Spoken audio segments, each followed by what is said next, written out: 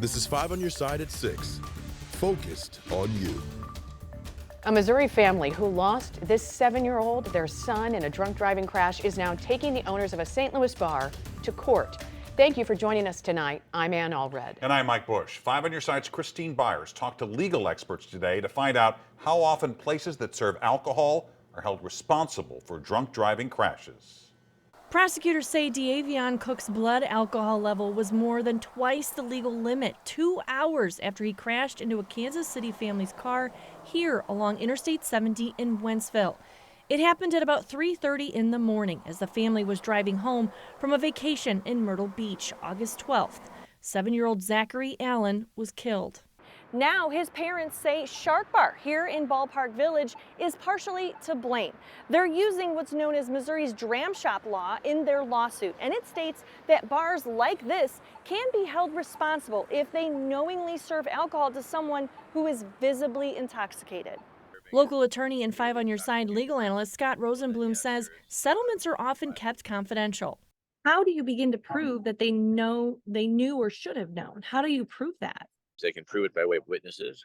They can prove it by way of surveillance. Most bars have surveillance. And, if a person's stumbling up to the bar and ordering drinks and he's still being served, that's evidence. They can prove it by sometimes credit card receipts or witnesses that are watching them drink. The Allens are seeking $225,000 in damages. Rosenblum says he's seen cases like this settle for more. Personally, I've been involved in cases where I've been defending the individual accused sometimes in a vehicular manslaughter, and I've seen settlements up to $2, $3, $4 million. What are the realistic chances for lawsuits like this to really go anywhere? And if the bar or any of its servers are in fact negligent in serving a person to the point of intoxication, obviously intoxicated, then of course there could be liabilities. These lawsuits happen all the time. Christine Byers, 5 on your side. Cook is awaiting trial on charges of DWI resulting in death and 2 counts of DWI resulting in physical injury. A representative for Ballpark Village has not responded with a comment on this story. Tonight, a South St. Louis man has a warning for people about dropping mail in those blue post office boxes. He says he was the target of a check washing scam. 5 on your side's Diamond Palmer joins us in studio to explain what the thief did and what the U.S. Attorney's Office in St. Louis is doing to prosecute the criminals. Diamond. Well, and Eric Veith says the thief erased everything except his signature on the check and doubled the amount. The U.S. Attorney's Office in St. Louis says they've prosecuted at least a dozen of these cases involving mail theft in the last few years. Nearly 2 weeks ago, Eric Veith says he placed a check in this U.S. Postal Service blue collection box in Shaw. The check was for his insurance company. It had my signature on it.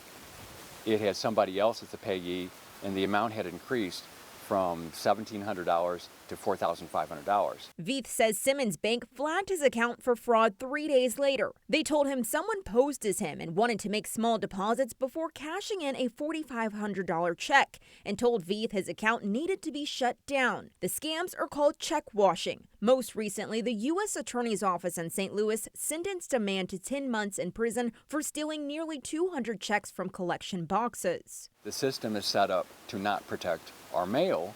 The president of the Postal Police Officers Association says the number of officers protecting mail workers has decreased nationally from 3,000 to 450, and only 15 of them protect St. Louis. Once it starts, it's very hard to stop. I mean, the Postal Service has a uniformed postal police force. We're uniformed federal officers. We should be out in the streets protecting letter carriers. We should be protecting the mail, but instead we're protecting buildings.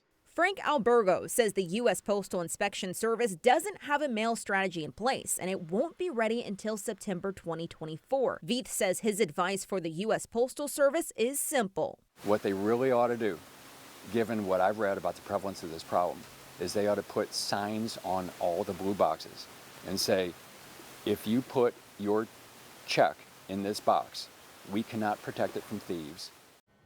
Veith says he does plan to file a police report in the next couple of days, but the U.S. Attorney's Office here in St. Louis says the best thing people can do to protect their mail is to not let incoming or outgoing mail sit in mailboxes and make sure to deposit outgoing mail, especially checks, at a post office or to a letter carrier. Diamond, thanks. Well, tomorrow marks 1 month since Hamas launched a deadly and brutal attack in Israel. This war has taken thousands of lives and created tension around the world, and St. Louis is no exception. Our Justina Cornell explains how a pair of rallies here this weekend led to conflict. Justina? Yeah, Mike, so there was a rally for Palestine on the Del Mar Loop, and at the same time, there was a silent prayer to show solidarity with Israel in Clayton. Now, things took a turn, though, when both worlds collided. Chants calling for a ceasefire. This is a pro-Palestinian rally on the Del Mar Loop on Sunday, hosted by American Muslims for Palestine, Missouri chapter.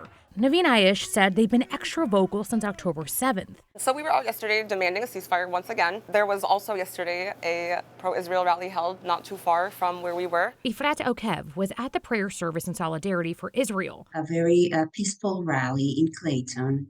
Me and a couple more Israeli people decided to check out the Palestinian rally. You know, there are two sides for each story, and I wanted to show my support of Israel. I felt that our side is not heard. Okev said that's why she brought the Israeli flag to represent. I stood there with a flag. One lady grabbed the flag grabbed the flag from my hands, threw it on the floor, and destroyed it.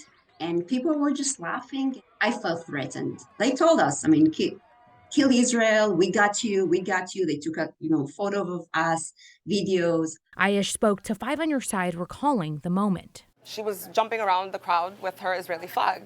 It triggered a lot of the youth that were there, a lot of the people that were there. We're demanding a ceasefire because we are up all day. We're not sleeping. We're not eating.